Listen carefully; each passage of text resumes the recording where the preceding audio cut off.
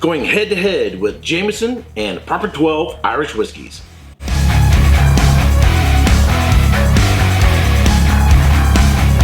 Welcome to another episode of Erik Wait Whiskey Studies, and in this video I'm going to do a double review. Head to head, Jameson Triple Distilled Blended Irish Whiskey and the Proper 12 Triple Distilled Blended Irish Whiskey. Now, these are available in various sizes that are really convenient. You can get them all up to like a 1.5, you can get a 750 milliliter, you can get a 375 like this one, and you can get little minis of these bottles. So whether it's something you want at home, whether you want to put it in your suitcase, take it with you on travel, they're both available in various sizes, and the prices are fairly comparable. There's a little bit of competition, I think, growing between these two in terms of what is the best budget whiskey. So my goal for this video is, let's see which one is going to be the winner. But before I make that decision, here are the notes. The Jameson Triple Distilled Blended Irish Whiskey is produced by John Jameson and Son in Middleton Single Distillery, County Cork, Ireland. It is triple distilled blended whiskey of grain and malt and unmalted barley from a copper pot still. It's aged in sherry butts, bourbon barrels, and port pipes. It's bottled at 40% alcohol by volume and sells for anywhere between $22 and $25 here in my neighborhood. The Proper 12 was produced by Ireborn, made by former Bushmills distiller David Elderman, and the founder is Conor McGregor, a former mixed martial artist and boxer, UFC featherweight and lightweight champion, known for not keeping his fights restricted to the ring.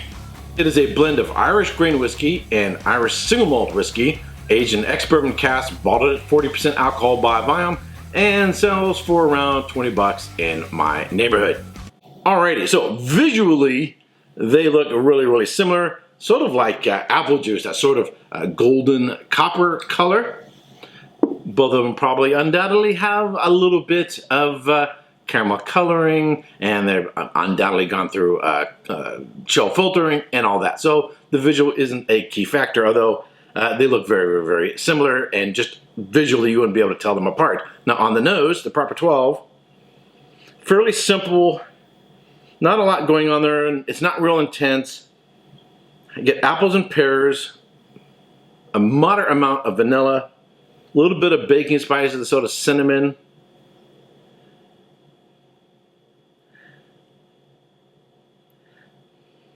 And that's about it. The Jameson, it's about the same intensity, but it's got a little bit more going on there. And these are subtle differences. This isn't like a huge contrast between the two, but I do get the sort of apple and pear. I get much more of a buttery note than on the Proper 12. And you do pick up just subtle notes of those other casks, of the port cask and the sherry cask, in addition to the bourbon cask.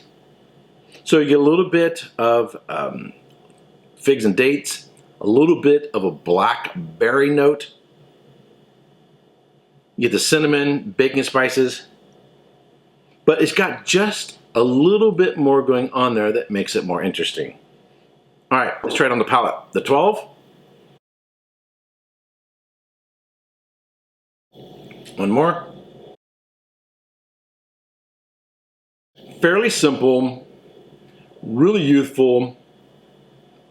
It seems like there's a little bit of new make going on. One of the important things, if you get the chance to visit distilleries, is taste new make if you can, and bring some home to sort of train your palate and train your memory to recognize youthfulness in a whiskey. And this shows just a little bit of that youthfulness in there.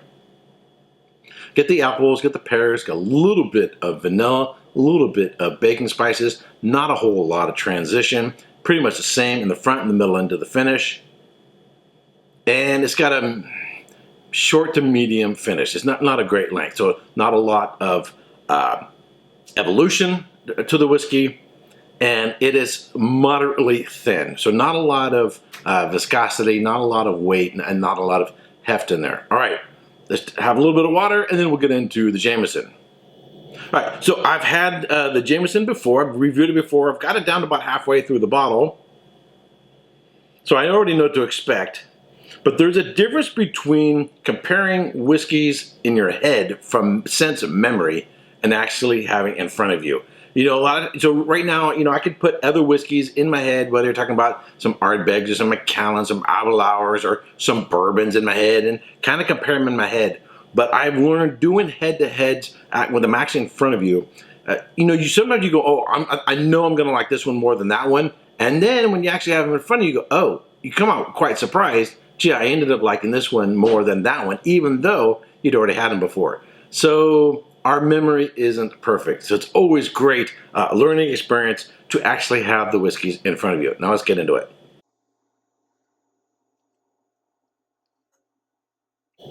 No, I thought this was a good whiskey. I mean, a good whiskey. Not a great whiskey, just a good whiskey.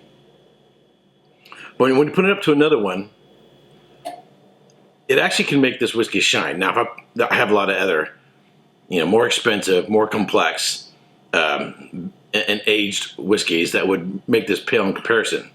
But in this context, the Jameson is really, really shining quite well. First of all, on the texture, it's a little thicker, a little creamier. Again, this is by contrast between these two and not others. A little bit more complex.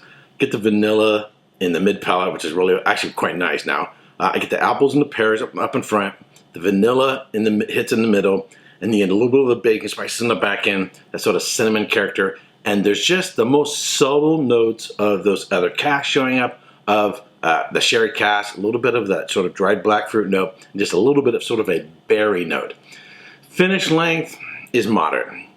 They in terms of the length of the finish, that's similar. The difference is, on the back end, on the finish, on the Jameson, those other two casks shows up. So if I were to give a little bit of advice to those making the Proper 12, I would say, hey, you know what?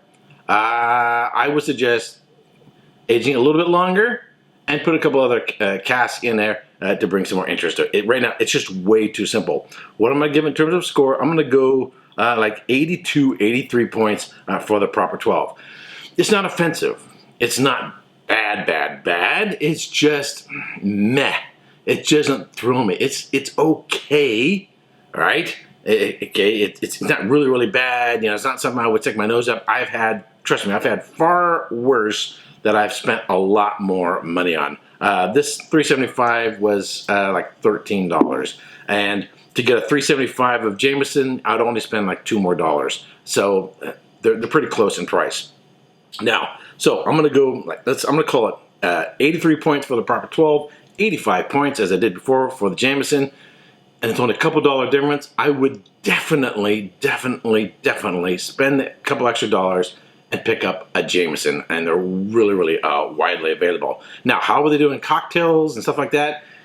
The differences between the two might not really show forth that as much when you start mixing them and making cocktails with it. It might not really show that difference, but I'm not going to do that in this video. We're comparing whiskeys on their own, not as cocktails. Alrighty, if you like my reviews, I ask that you subscribe. If you haven't already, ring the bell to be notified when I go live or post a new video. And if you are one of my Patreons, I want to thank you very much for subscribing and joining my little group of supporters. And until next time, cheers.